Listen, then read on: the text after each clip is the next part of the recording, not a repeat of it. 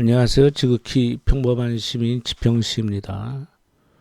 오늘 이런저런 얘기를 좀 해보려고 하는데요.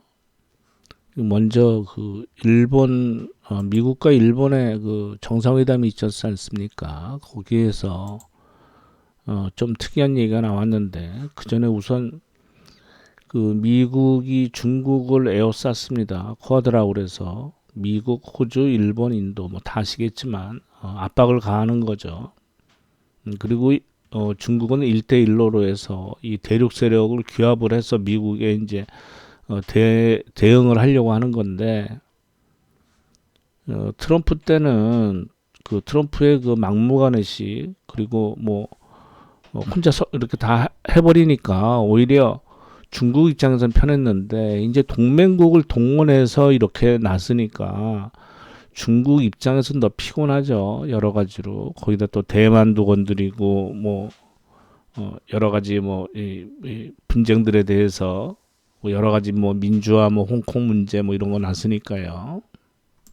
그러니까 이건 어떻게 보면 미국이 일방적으로 힘이 있다 그러면 그냥 눌러버리면 끝날 문제인데 상대가 그렇게 과거에 일본이나 독일처럼 군사력이나 경제력이 있어서 다 갖춰 있기 때문에 지금 경제적으로는 트럼프하고 똑같죠. 아메리카 퍼스트. 그리고 이제 외교 정치적으로는 이런 식으로 압박을 가하는데 그러면 예를 들어서 우리나라 입장에서는 난감해진다는 거 아니겠습니까?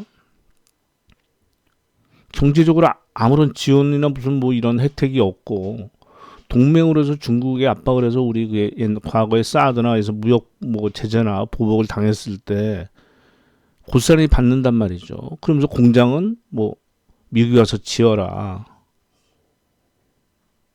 우리한테 지금 쿼드 여기 들어오라고 쿼드 플러스 표현도 있습니다만 직접적으로 여기 들어오라는 표현을 하는데 글쎄요. 제가 보기에는 우리는 어쩔 수 없이 갈 때까지 가서 못 이기는 채 하면서 중국 입장에서도 어느 정도 면을 좀 살려주면서 어쩔 수 없이 가는 모습을 보여야지 일본처럼 이렇게 퐁당퐁당 들어가서는 글쎄 중국이야 애시당초 일본이야 에?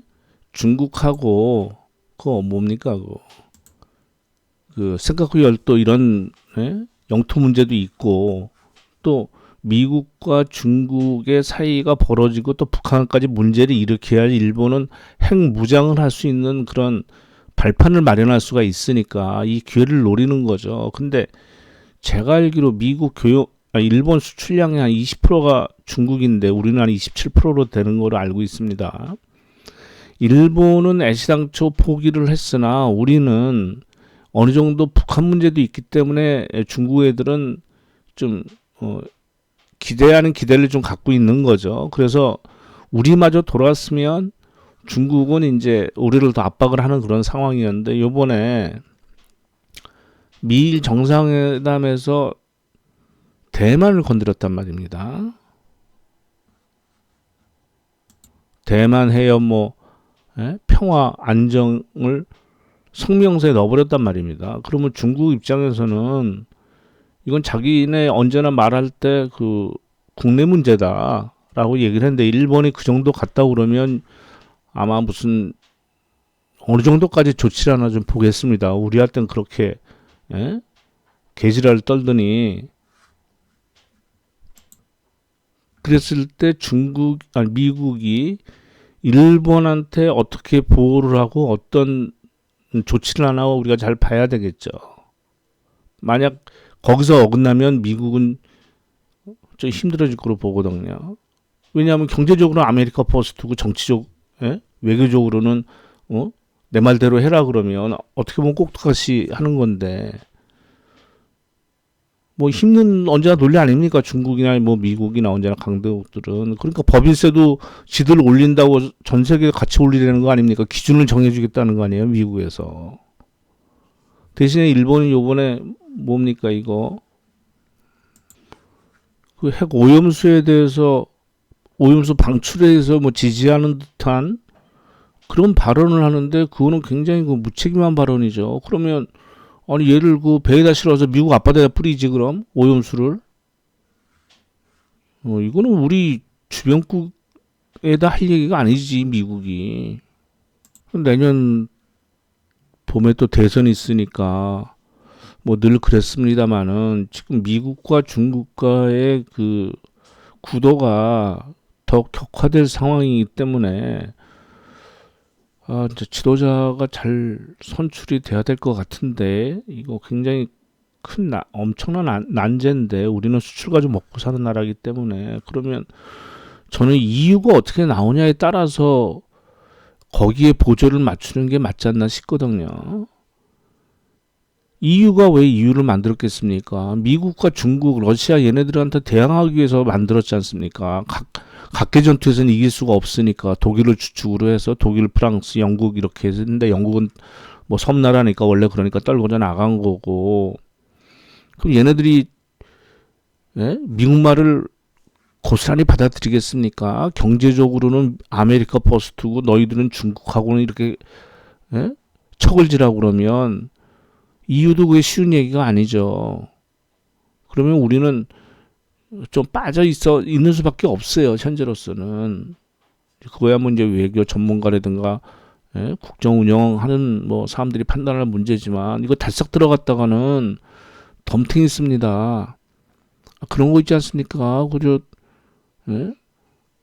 뭐 비유가 그렇습니다만 예를 들어서 조폭끼리 서로 죽일 듯 살 듯 뭐 이래가지고 뭐 전쟁 아닌 전쟁 피스꾸물이 가다가 둘이 악수하면 대장끼리 만나서 보스끼리 만나서 악수하면 끝나는 거예요. 그랬을 때 그 밑에서 행동대장인데 좀 오버해가지고 상대방에 뭐 했던 애들은 다치기가 쉬워요.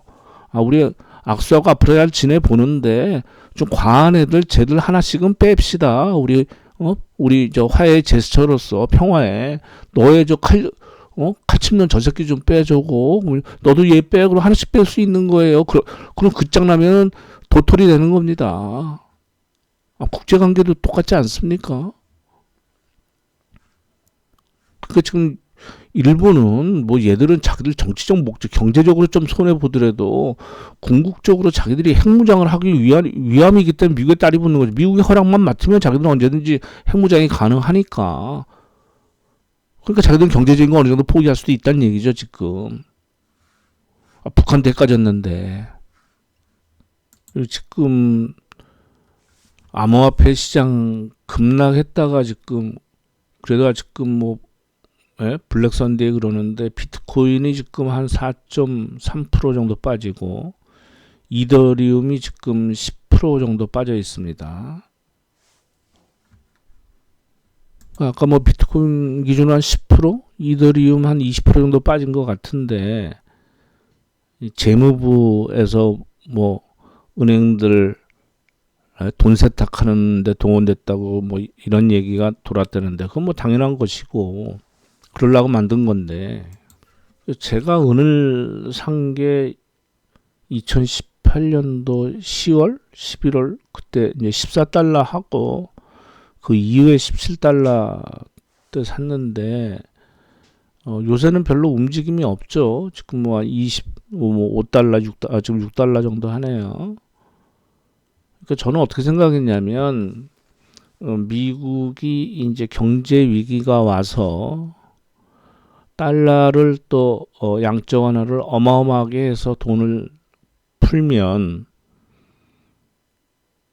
모든 그 자산들이 이제 그 가격이 오를 것이다.